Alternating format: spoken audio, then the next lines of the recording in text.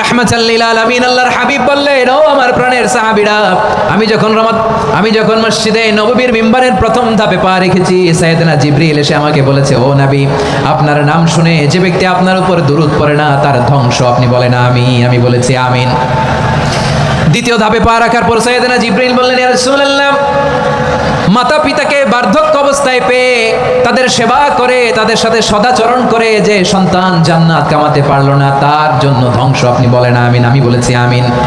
আবার মিম্বারের তৃতীয় ধাপে ঠিক যখনই আমি পা রাখলাম, সাইয়েদনা জিবরাইল বললেন, নবী, রমজান মাস পাওয়ার পরে এই মাসে ইবাদত করে যে ব্যক্তি নিজের গুনাহ মাফ করাতে পারলো না, তার জন্য ধ্বংস। আপনি আওয়াজ করে পড়েন আমিন।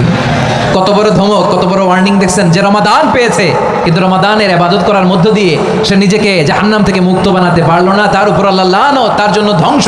সাইয়েদনা জিবরাইল বলেছেন আমিন, স্বয়ং বিশ্বনবী বলেছেন আমিন। আওয়াজ করে পড়েন নাউযুবিল্লাহ।